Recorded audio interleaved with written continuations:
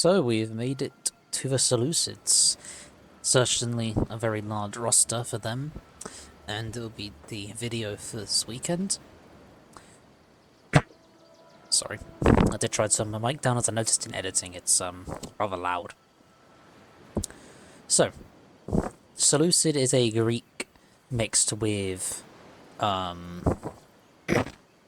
sorry again, a Greek mixed with Eastern factions, with the Hellenic influences in pikemen and hoplites, and in the Eastern influences in its lotus, its missiles and cavalry.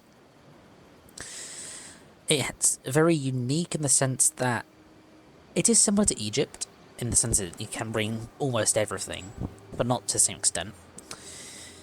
It's unique in the fact it has 4 heavy archers. It's the only faction that can bring unlimited Syrians. There is no faction that can bring unlimited Cretans, for example. So having the 4 Syrians is a huge bonus to Seleucid. Its cavalry is also amazing. It's got cataphracts, elite shock, elite melee. Its missiles has, like I already say, has mixed in with Eastern influences, as you can see here. We've got some Eastern javelinmen coming up with the high damage, low armor. And then you can have other options like the light peltists with the more ammunition, slightly more armored, higher cost, less damage. Shut up. Got them advisor, sorry about that. Must be the AI on the other side. They're like cavalry overall. Missile cav is pretty lacking, it's not that good. The shock cav's amazing, and the melee cav's decent. There's such the gamer cav as at night, stuff like that. Its infantry, its pikes are very good. It's got the best elite pike in the game, and it has access to pikes on all tiers. Its spears has hoplites, and it has Freya spears. Its melee infantry is helm and thorax, and royal pelters and silver shields, giving you a lot of choice with your army roster. You certainly have a lot of choices as Seleucid as to do what you want. And there is many viable builds, which is quite nice. You see what my favourite is in the back there, the camel spearman coming up now. I love the camel spearman, cheap and cheerful, cost-effective cavalry. And as you can probably see in the distance there, you might be able to spot, they have access to elephants. Shut up, advisor.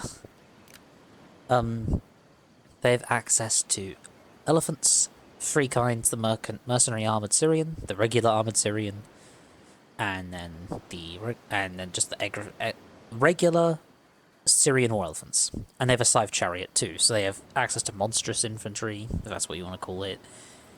Monstrous, not that I've been playing too much Lord of the Rings. Beast infantry, animal infantry. Beast units, there you go. Because you've got the elephants and you have the chariots, specialised units. The only thing Seleucid does not have is any sort of Celtic or Fae units, but that's completely fine, it does not need it. And I think that is where I will leave it, and we will go open to the plains in the Metachena, and we will see them there. So, we're in for a long video, as you can see by the roster, and many of these units we haven't gone over before, so hopefully this will be quite an interesting one. Hillmen provide a slightly more damaging low tier, if fragile to bring because it's low armor and HP, though it has Peeler, good for pushing up taunts. Not necessarily the best battle buddy in the world, but they can absorb Peeler, they have Peeler. They have AP, so every hit they land will hurt. They have 10 AP, as you can see they have the axe up in here, which I'll show you. Though they won't hit often, the ones they do land will hurt though, so there is that. And they are good for pushing up taunts and eating javelins, well, not much else, they're not that good. However, it's nice because compared to other Greek factions like Macedon, Sparta, Athens, they don't have cheap low tiers, but Seleucid does. That's a huge bonus. Eastern Spearmen provide an even cheaper one, coming out at 170, one of the cheapest units in the game. And then the best version of Eastern Spearmen, as they have Square, which means they can be plugged in a breach. And defense to get javelin angles. They are more vulnerable to arrows, though if someone's shooting Eastern Spearmen, I'd be happy about that. Because like I say, they cost basically nothing. This is good against cavalry too, it braces them. They probably won't do that well, but you know, it's just you're reducing casualties, so there's that. They have decent bonus large at 20. And if they don't get charged by Cav, they're gonna kill. But they're gonna kill Cav if they don't get charged. Like, sorry, I'm just probably making that more clear. If they charge cavalry and they don't get charged back, they'll do fine. But if they don't, they're screwed. Moving on to the Pharaoh Spears and Persian Hoplites. I don't like Persian Hoplites.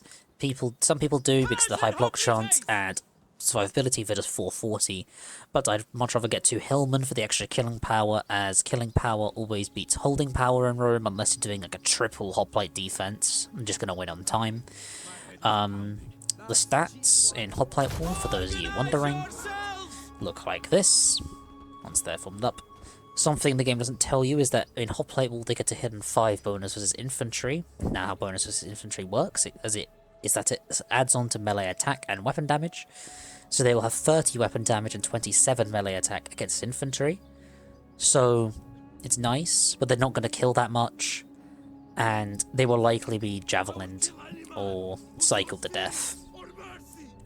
So not that good of a unit, especially when around its price mark there's a better counterpart. With 420 more, you have the Pharaoh Spear, which has 5 volleys of 29 damage, 9 AP javelins. Also has Square, Disciplined.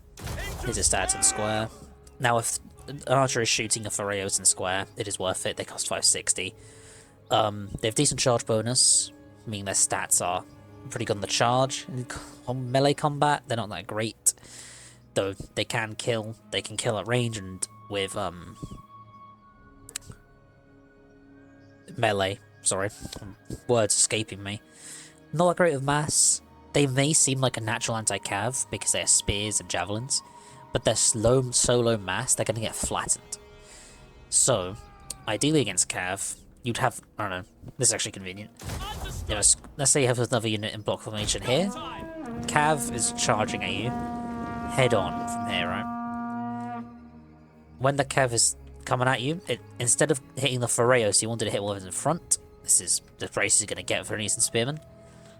It's gonna charge, now just follow my cursor, it's gonna go around, it's gonna wrap around it, and the javelins are gonna meet its flanks and above, because they will tower over the Eastern Spearman, and you will do a lot of damage, as javelins have a bonus versus large. Thorax Swordsman will be your core unit, as they provide the most stable front line you're gonna get, especially with 1-2-4 rules. Sorry, pikemen and choise. Shield Wall is a very good thing to have against cavalry. Disciplined is good. Now how Disciplined works is a bit misleading of its description. Disciplined will mean that when the general dies, there's 2 stages. General recently died, or fled, or general dead. The recently one is minus 15 morale, and the one that's after that is minus 10. Disciplined means you don't get minus 15 morale. You only get minus 10. So it only affects the 1 minute period that general recently died lasts. I just want to clear that up. Formation attack you shouldn't use almost ever. And its stats overall, not the best defensively, but good defense, good survivability, decent morale. For 710, this is the mid tier you compare everything to, and they're also pretty damn good. So, yeah. I'd always bring at least 7, preferably 8. Those Seleucid's elites are pretty good, which we'll get on to in about 5 minutes. So, Thorax, very good. Pikes. The Thorax, the Silver Shield, the Pikes, and the Levy Pikes. Levy Pikes a bit too squishy for me. Regular Pikes just right, as they have enough survivability and don't cost too much. Silver Shield Pikes are the most tanky pike of 100 armor. Now, can I determine... I can't determine what shield this is, but I'd imagine it won't be high block chance. But they're very survivable, very, very good pike unit. And in Thorax Pikes is a slightly upgraded regular pike. Some people like them, but I'd never recommend elites, even of them being so safe. It's a huge investment that you could probably get, you know, a Silver Shield or a Royal Peltus with. So, there you go. The pikes, it's personal preference, but I'd never recommend the elites. And then they're also very situational, because they're very risky to getting shot, as they have low missile block chance and lower HP than most units. Now, Shield Bearers. A good hoplite, but they don't have the elite spear, though if you're facing ODK, they will do just fine due to their immense survivability, the ECD, and good melee defense. As you can see, it is 72 in Hoplite Wall. So basically how ECD works, it raises the stats of the hoplite as being transferred from, let's say, the Thracian noble's charge onto the shield bearer. So they get really buff stats and do very well against ODK.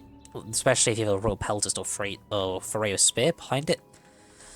Like I say, it will shoot the sides of the unit. Or even if it doesn't, it will probably shoot over and hit them. Or you can just take it to the side. Now, for the two sword elites of the Royal Peltist and the Silver Shield Swordsman. Both are very distinct into what they specialise in. The Royal Peltist probably has a higher kill ceiling and is better against elites, though it has low base armor and low HP for the price.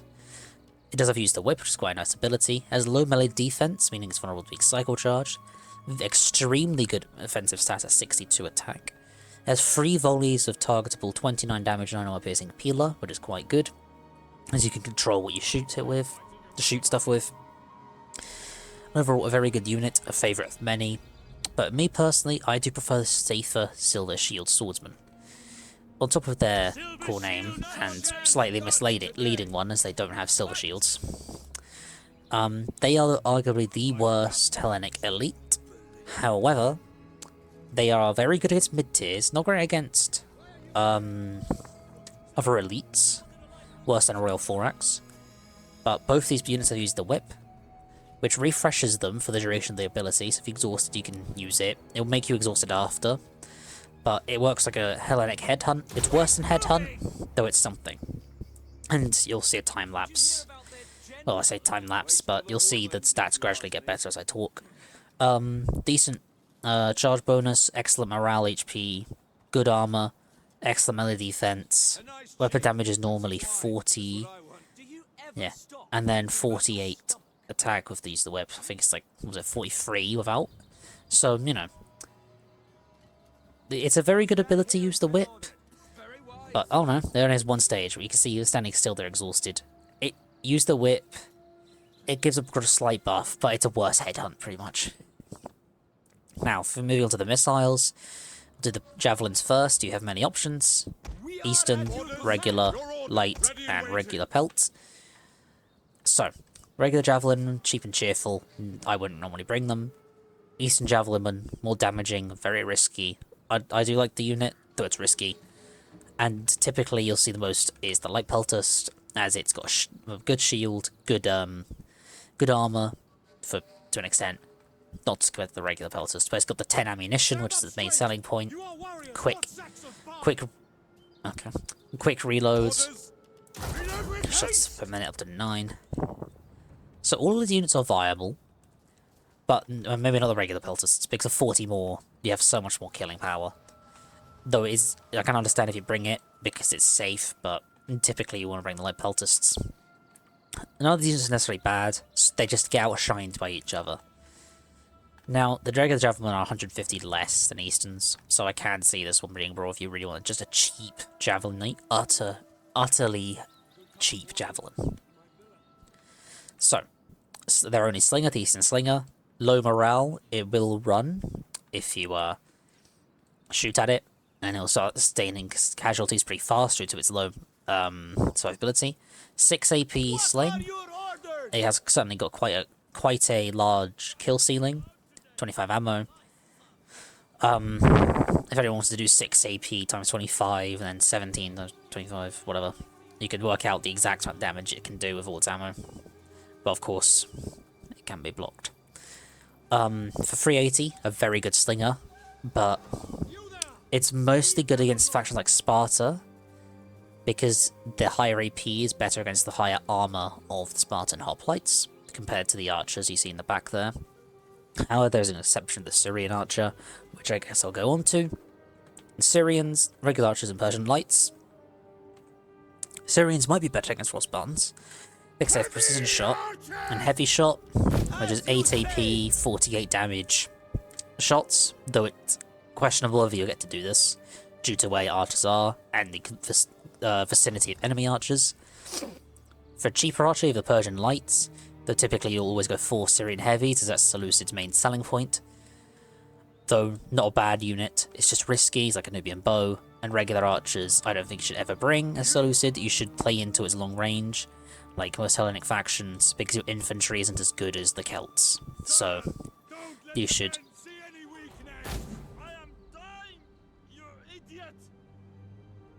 Okay. You should yeah, play into Seleucid's strengths. It's got a very missile roster. Lots of javelins actually too. Moving on to Missile Cav. We've got the Camel Archers, Horse Skirmisher, Skirmisher Cav, and Tarentine Cav. None of these units are any good. Tarentine Cav I'd only say against Saba, but you can probably bring two gamers against Saba and be okay. The rest of them just aren't good. The Camel Archer can't shoot in 360 radius like other Horse Archers. Horse Skirmisher is too risky. And the Skirmisher Cavalry is also too risky. But this actually has quite a bit of damage, so its kill ceiling can be high against other... Like, it's very good against camels, I will say, though. Skirmisher Cavalry sucks, just don't bring it. There's a bit of a gloss over the Skirmish Cav, but it's not that worth talking about. Two-shot Cavalry, the Gamer Cav, which is the exact same of Mastodon's Companion Cav, stat-wise, and then the Hellenic Cataphracts. A Gamer Cav is my favourite gen option to Seleucid, because I like Cav gens. It provides an extra bit of flexibility. And Hellenic Cataphract, I do like the look of, and they are utterly devastating if they get their charge off. But they have a hard time getting out because of how slow they are. They are very intimidating. I mean, look at this charge. 140. It's basically a discount Royal Cataphract, but against, I mean, if you're facing Saba, if you can catch the camel, they're not killing the Hellenic Cataphract. And, you know, not a bad gen option either. Seleucid has, like, 7 gen options. You have the Hellenic Cataphract, a Gamer Cav, Indian Armored War Elephant, Scythed Chariot, Royal Peltist, Silver Shield Swordsman, Shield Bearer, and Silver Shield Pikeman. Lots of general options. Light Cav, Median Cav, As at Night, Camel Spearman, and Citizen Cav. So, As at Night, one of my favourite units. I love this unit. But it's outshined. It's one of the worst elite melee Cavs in the game. And, like I say, it's outshined by a Gamer, a Cav, and stuff like that. Though, if you want to be a cultured man, you bring the As at Nights. Median Cav, it's a good Cav, though it's just outshined by other Cav of its tier. Though for 620, it's very, very good. I'd like this Cav, though the only thing bringing it down is its medium mass. Light Cavalry is light. We all know light cavalry sucks, don't we? So don't bring light cavalry. Camel Spearmen, cheap and cheerful for 420. Camel Mass is different to horses, so they'll do great on their charge. They're shielded, so they can take some punishment, but not a lot. And recently I did use them to effect to kill some Syrians whilst playing as Nabatea. Not many, as the charge was scuffed, but you know, 420 if I'm killing a Syrian that costs 520, cost effective. Citizen Cavalry sucks. Medium, the stats are low all around the board. Don't bring it. And then that brings us to the army comps, where I will post 2 attacking comps and 2 defending comps. These are obvious. You can also vary them to your liking with the units that I've said are viable here, such as more. You can take more peltists instead of silver shield, etc., etc. You can take more peltists. It really depends on your teammate and what you're facing. Oh, I forgot on the elephants. Sorry, I was about to end up the elephants. Elephants. High risk, high reward, all of them. The Indian armored elephant's a bit of a scam for Seleucid compared to Bactria, as they the Merc Syrian armored elephants, which are the same thing but 200 less. They just have javies on the back instead of archers, which basically makes no difference. And you got the cheaper Indian Moor elephants of 1500. These guys are capped at 2. The armored ones are both capped at 1. So high risk, high reward, but the rewards can be like 1,000 kills. I'll even put up a screenshot now, just showing I got off. I think it was Bactria, not Seleucid, but 1,000 kills is 1,000 kills, you know? So, it's high risk, high reward. But yeah, that'll do it, and I'll see you all next time. Bye-bye.